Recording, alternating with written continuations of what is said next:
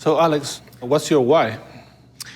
Well, my why is family, probably. My dad was a professional basketball player, so since I was young, I was watching my father's games, and I started playing basketball when I was 3 years old. So he was always in the family, so I guess that's my why.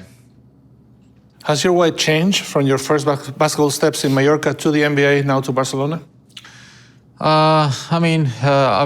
Yeah, a little bit. I mean, been always trying to be like my dad. Obviously, I learned a lot from him. But after a couple of years when I was young, I really enjoyed playing. I really made so many friends during all those years, and it's not only basketball. It goes beyond that, and I think I keep playing because of that, because I love it, and it's a way to make new friends, and I mean, it's my job, and I love my job. What has the game of basketball given you? A lot, as I said before. It gave me a lot of friends through the years. Been playing with a lot of teammates in 2 teams here and 1 in the NBA, and keep in touch with so many players. And it's a good lifestyle, you know, traveling a lot, having to know a lot of cultures because of your teammates, and I will miss it when it's gone. When you clear your mind and think about why you play the game, what do you think about? Sorry? When you clear your mind and think about why you play basketball, what do you think about? Well, probably because of fun. After all what happened to me, now it's all about this. Try to enjoy the game, have fun with the others, and obviously when you win, it's easier to have fun. So I think at the end of the day, it's all about that. Do you love the game as much as you did when you first started playing?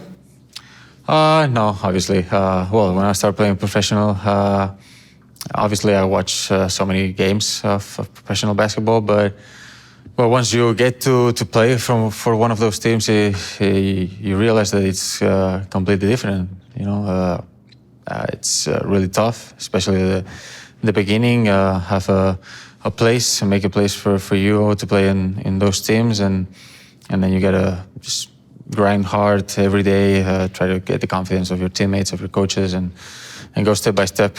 You never know when it's going to end, and I was lucky to play now for more than 10 years as a professional, and I hope I could play a lot of more years. So, what's the hardest thing that you had to give up to make it, to be a professional player?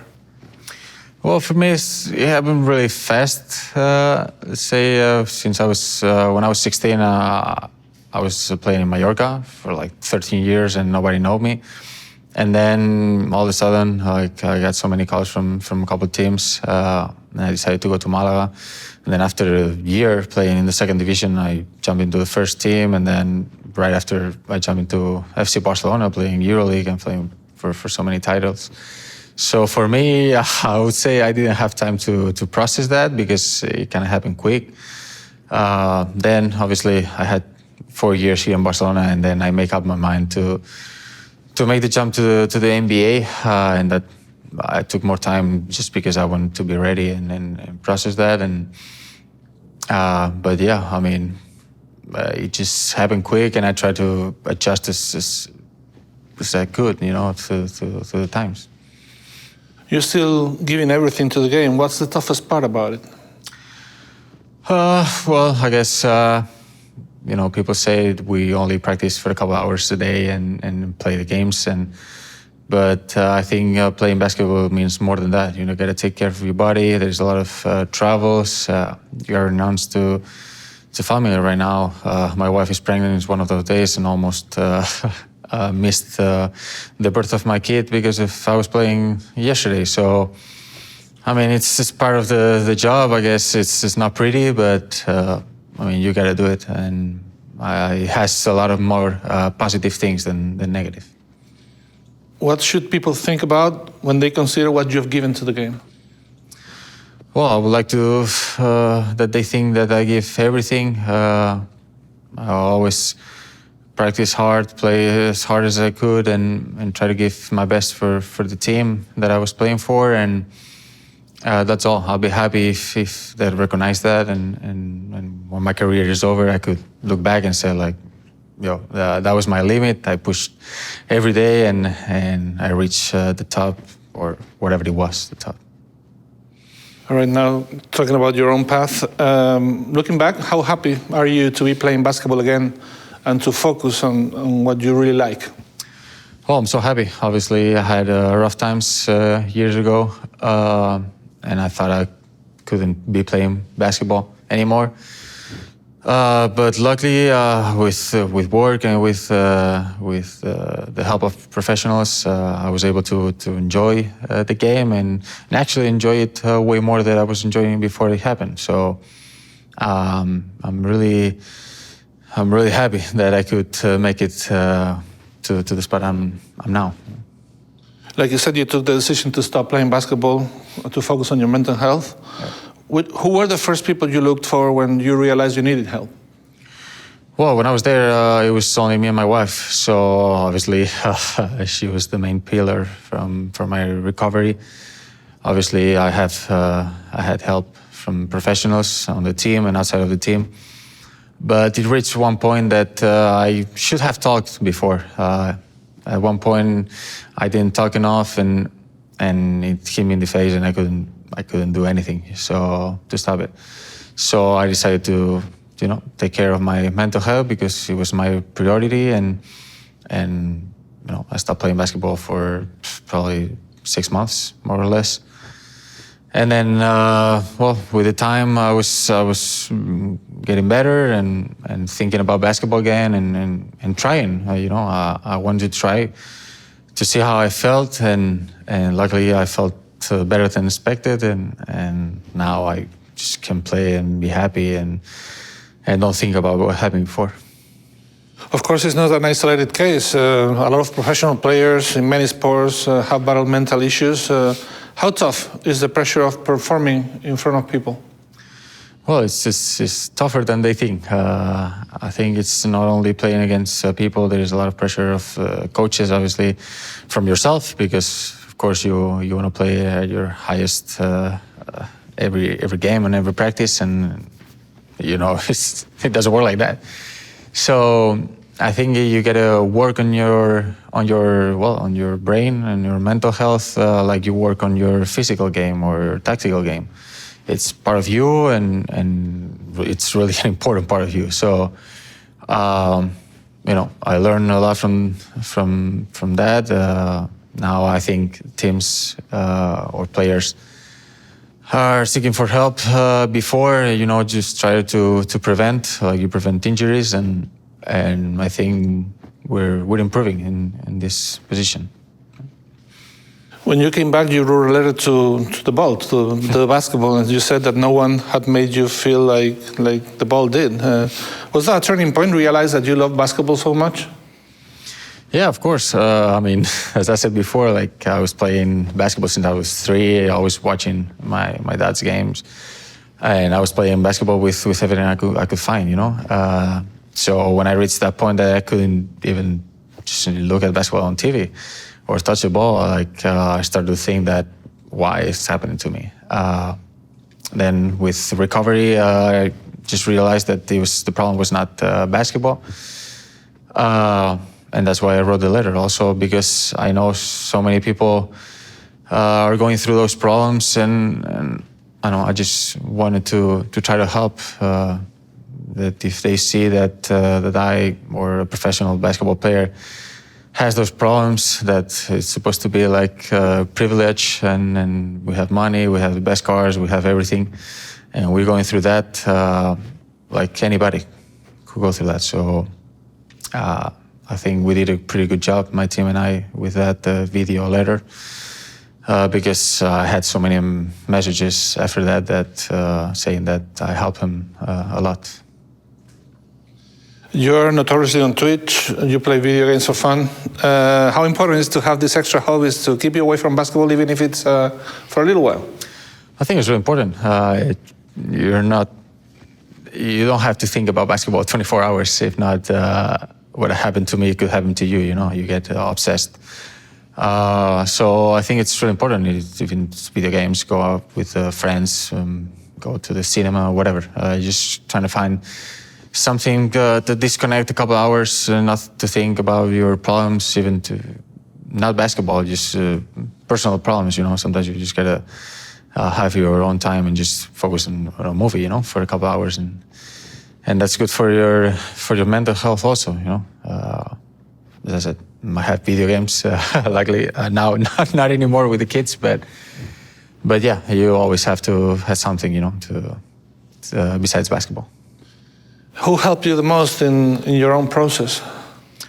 I gotta say my wife. Obviously, my family, my friends were right there, but I was for probably 3 months in the States, and I only had my wife, so she had a hard time, obviously, because she didn't know what to do and how to help, but she did a terrific job, and I'll always be glad that she helped me and she stayed by my side, and what can I say? That's why I married her, and that's why I love her.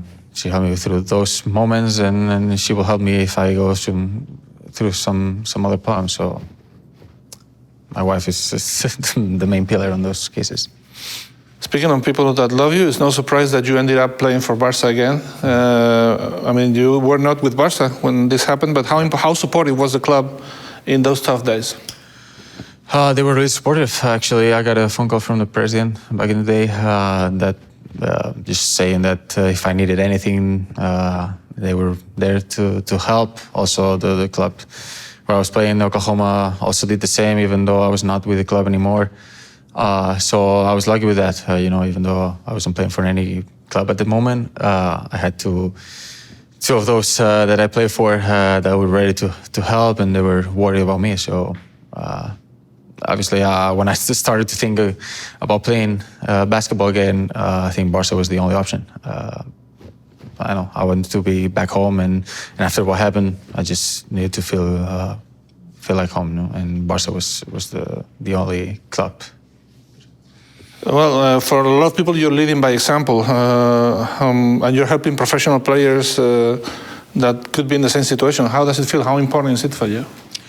Well, I didn't realize that I could make that impact on so many people, and I'm glad I did. Obviously, I'm not a professional, and I always recommend to go to a professional, but I know, as I said before, I know I help a lot of people, and also some players are texting me and saying, well, what you did to avoid that or to recover from that, and I try to help from what I know, my case. I try to help friends and colleagues from basketball. So I'm really happy that by saying that and make it official per se, I was able to help so many people. 6 more questions about bouncing back and the feeling of putting things behind. Well, you managed, like I said, to put your problems in the past, behind you. How does it feel? First, does it make you feel stronger? The fact that you went through dark days and you managed to put them behind you? Yeah, for sure. I learned a lot. As I said, I don't see basketball as I was seeing it before, because now, basketball is important, obviously, but there is more important things. And before, I didn't see that. I was focused on basketball. If I lost, I was just mad at home for the whole day, and I wouldn't talk to my wife or my parents or whoever it was. And to them, through that process, I gave the things, the importance that they have. Obviously, I like to win. I always play to win, but it's a game, and sometimes you win, sometimes you lose. So I think you just got to focus on the next game and try to avoid thinking on what happened before. How satisfying was it for you to be playing basketball again at the highest level like you are? Well, it was amazing. Obviously, my first game when I jumped into the court, seeing all the crowd here in Palau cheering for me, it was amazing. I always had that feeling in my heart, and Yeah, I mean, they gave me the strength to keep playing, competing at the highest level, and as I said before, having fun. It's all about that. What was the biggest lesson that you learned from your own recovery process? Well, I think, as I said before, you just give the importance that they have. Sometimes we give a lot of importance to some little things that doesn't have, and you got to look into the perspective, way like just go 2 steps back, watch the problem, the situation, and I think, okay, it's bad, but it could be worse. Like there's more important things in life, and you don't have to be that worried about it. Just go through it and try to improve or whatever it is, and try to be better next time, and that's it. Just go step by step. Do you remember any particular turning point, like, I don't know, finishing a workout or feeling the need to go and shoot? Do you remember any turning point in your process?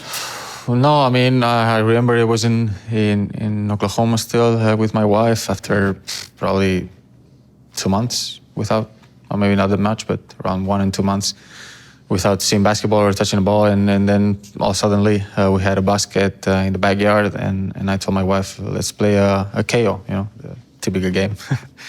So we went to the backyard and started shooting, and I had fun, and that was the moment I realized that maybe I could play, maybe basketball was not the problem, and maybe I could just have fun playing what I loved. People might view your love of Twitch and video games as a distraction from basketball. What would you say to someone who thinks like that? I mean, everybody needs to has to have a distraction. You can't always focus 24 hours. There's certain times that you need to focus and just practice, be ready, study the opening, whatever. But you can also have some time for yourself, It could be with the kids, it could be playing video games. At the end of the day, it's the same. You're not thinking about basketball. So what's the difference between playing in the park with your kids or just playing with your friends on the computer, So at the end of the day, it's the same. And the final question, how often do you take time to look back and appreciate your basketball journey? A lot lately. Now I'm seeing, obviously every year that passes, I'm older, so the end of my career is closer, even though I hope I have a lot of years left. But, it's been now, I think, 11, 13 years now. It's a long journey already, and I've been through a lot, and of course, you look back and think about, special moments that I had in my career, and hopefully there's more to come. But yeah, I think the journey is important, and you got to remember those moments, the good ones and sometimes the bad ones. I'm Alex Abrines, and this is my why.